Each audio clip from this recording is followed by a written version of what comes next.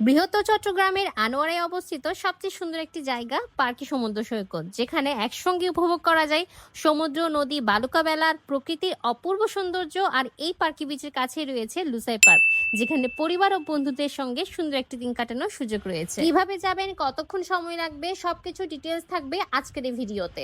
দুপুরে ঠিক লাঞ্চ করার পরপর মানে ঠিক বরাবর 2:30 বাজে কিন্তু আমরা বাসা থেকে বের হয়ে গেলাম, যাতে করে দিনের আলো থাকতে থাকতে প্রকৃতির সৌন্দর্য উপভোগ করতে পারি। আর এদিকে আমার মেয়ে কিন্তু অলরেডি ঘুমিয়ে পড়েছে। চাইলে লোকালও যেতে পারবেন। আর আমরা পতেঙ্গা টু আনোয়ারা যেতে যে কর্ণফুলী টানেল আছে সেটা ইউজ করে গিয়েছি। আর পুরো পথ জুড়ে যেহেতু ইপিজেড পরে, সো দেখতেই পাচ্ছেন প্রকৃতির অপূর্ব সৌন্দর্য আপনি প্রতি ধাপে ধাপে দেখতে পারবেন। আমাদের টোটাল সময় লেগেছে 40 মিনিট থেকে 1 ঘন্টা পর্যন্ত।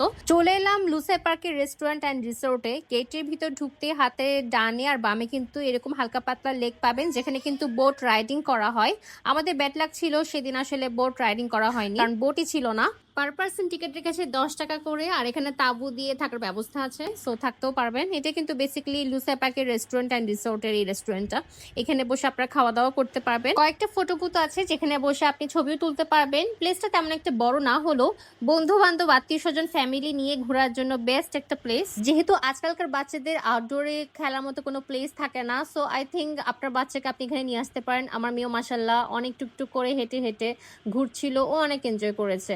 যতদূর যাবেন ততদূর দেখতে পাবেন প্রকৃতির সাথে ঝাউবন একদম মিশে গিয়েছে। পার্কি বিচে ঘোরাঘুরি করে ক্লান্ত হয়ে গেলে কাছে একটা জায়গায় বসে সময় কাটানো যায়, এটাই লুসাই পার্কের অন্যতম সুবিধা। এছাড়াও পরিবার, বন্ধু কিংবা প্রিয়জনের সঙ্গে এসে সমুদ্রের কাছাকাছি একটা সময় কাটাতে চাইলে জায়গাটা আপনার ভ্রমণের তালিকায় রাখতে পারেন। বিশেষ করে যারা একদিনের ছোট্ট ট্রিপে চট্টগ্রামের কাছাকাছি কোথাও ঘুরতে চান, তাদের জন্য পার্কি বিচের সঙ্গে লুসাই পার্কে একসঙ্গে প্ল্যানে রাখা বেশ সুবিধাজনক। আমি এই মুহূর্তে যেখানে বসে আছি ঠিক এই জায়গায় কিন্তু তাঁবু রেখে সবাই থাকে।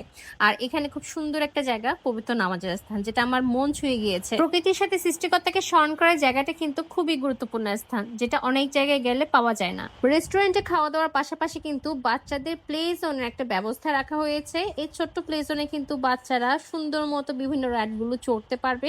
আর এখানে কিন্তু কোনো টিকিট লাগে না। লুসাই পার্ক রেস্টুরেন্ট থেকে বের হয়ে সিঁড়ি দিয়ে নামলে কিন্তু সামনে পার্কি বিচ। আমরা ফ্রাইডে ছাড়া যাওয়ার পরও জনসমাগম একদম দেখার মতো ছিল। এখানে ছোট্টখাটো একটা গেম খেলা হচ্ছিল, যেটা উইনার হয়ে গেলে পেয়ে যেতে পারে তার পছন্দের খাবার বা সাবান। বিচের পাশে কিন্তু খেলনা, বিভিন্ন রকমের আচার এখানে সেল করা হচ্ছিল। এখান থেকে চাইলে আচার কিনতে পারবেন। পর্যটকদের সমুদ্র স্নান, বিচ বাইক, ঘোড়ায় চড়া এবং ছবি তোলার মতো বিভিন্ন বিনোদনও কিন্তু এখানে দেখা যায়। সন্ধ্যার পর আপনার নিরাপত্তার জন্য বিচে না থাকাটাই কিন্তু ভালো আমার মতে। তো সন্ধ্যা হতে হতে সবাই কিন্তু চলে যাচ্ছিল রিসোর্টের দিকে। আর সন্ধ্যা পরিবেশটাও কিন্তু দেখার মতো ছিল, অনেক লাইটেনিং করা হয়েছে। আমরা রেস্টুরেন্টে বসে খাওয়া দাওয়াগুলো পার্সেল নিয়ে বাসায় চলে যাচ্ছি। পরোটা আর চিকেন তন্দুরি নিয়েছিলাম, খাবারগুলোর টেস্ট ভালো ছিল। আমরা মোটামুটি অনেক এনজয় করেছি। ভিডিওটা ভালো লাগলে আবার টাইমলাইনে শেয়ার করবেন, যাতে করে নেক্সট টাইম আপনি যাওয়ার সময় পুরো আইডিয়া নিয়ে যেতে পারেন। আর অবশ্যই একটা লাইক দিবেন, কমেন্ট করতে ভুলবেন না। মনে রাখবেন, সমুদ্র দেখতে আর কক্সবাজার নয়, চট্টগ্রামের কাছেই আছে পার্কি লুসাই পার্ক।